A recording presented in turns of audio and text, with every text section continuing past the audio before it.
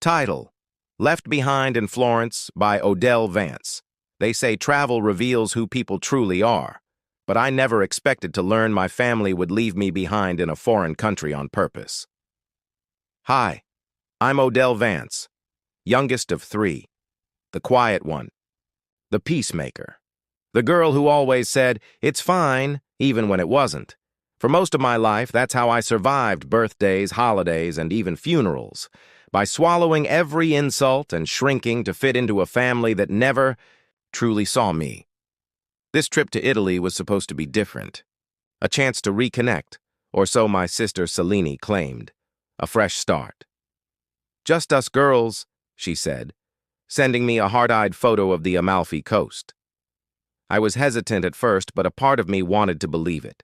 Wanted to believe that maybe time and space had softened her edges, that maybe the version of family I'd always yearned for could finally be real. But paper promises burn easily, and this one was ash by the end of the week. From the first day in Florence, I felt it. The disconnect, the inside jokes, the way my comments barely landed before someone changed the subject. I tried to make the best of it, nodding, smiling, offering to cover the tip just to keep the peace. But that peace was a lie. It was the same hollow truce I'd lived under for years. The trip was a performance, and I was the unwanted understudy.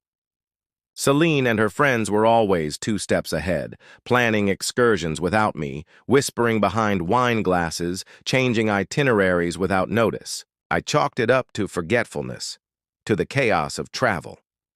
I made excuses for them, the way I always had. But something inside me was starting to fray. On our final night in Florence, I walked out of dinner when my sister humiliated me in front of her friends. I needed air, space, time to breathe.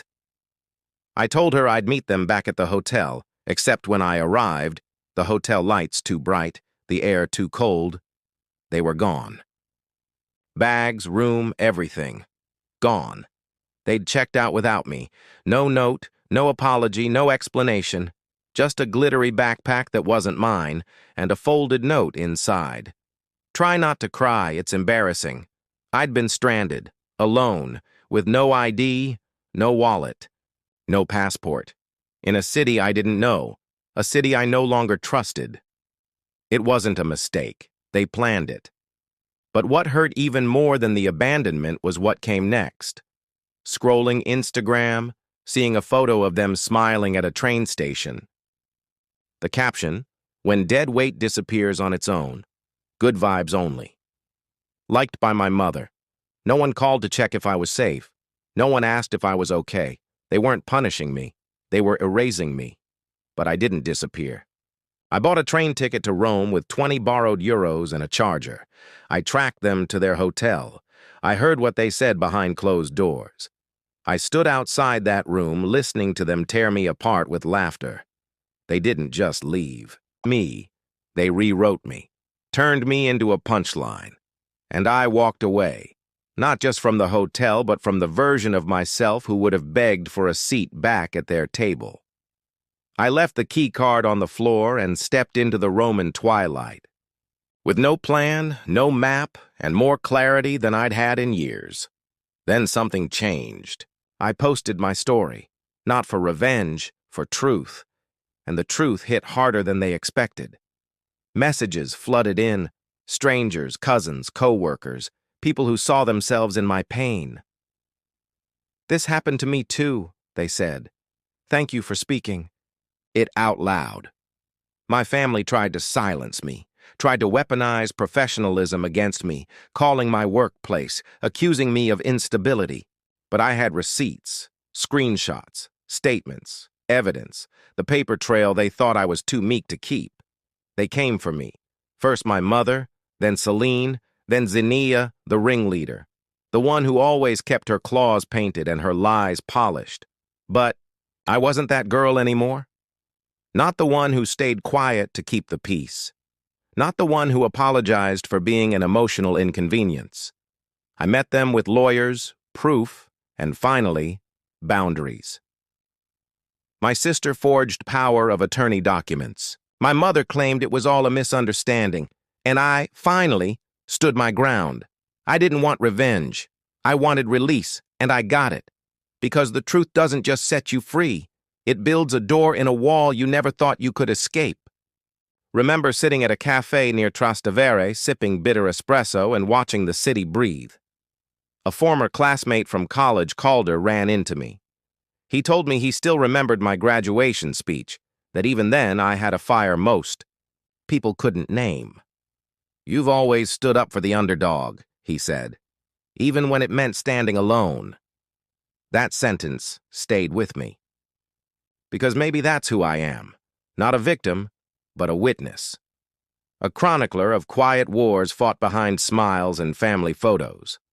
I began writing, not just posts, but essays. I submitted one to a major publication. It went viral. An editor offered me a freelance column.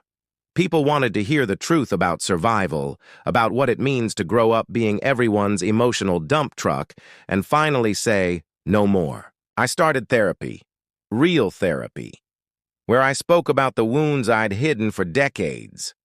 I wrote to my father's side of the family, people I hadn't spoken to in years, and one by one they wrote back. Not everyone, but enough to feel like maybe I wasn't crazy. Maybe I was just the one who saw it all too clearly.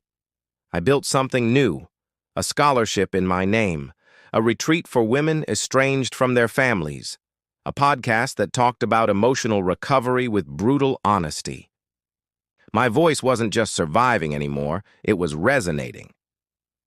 1 year later, I returned to Italy, not to confront, but to reclaim. I stood on the same rooftop in Florence where Celine had mocked me. I looked out at the Arno River and said nothing. I didn't need to. The city had heard me the first time. When I walked through the airport terminal, passport in hand, ticket to Portland confirmed, the gate agent smiled at me and said, "Final boarding, Miss Lair." I nodded. One bag, a bracelet, and finally, no more silence. Some people say blood is thicker than water, but sometimes water flows freer when blood has tried to drown you. So I walked away, not bitter, not broken, just done shrinking, done begging, done pretending, and I'm building a life now. One where my voice isn't a liability, one where I don't ask for permission to belong. To anyone who's been left behind and told to laugh it off, this is your sign. You're not too sensitive, you're not too much, and you are absolutely not alone. If your family left you behind and called it a joke, what would you do? Let me know in the comments. And remember, your story deserves to be told. And this time, you're the one who gets to tell it.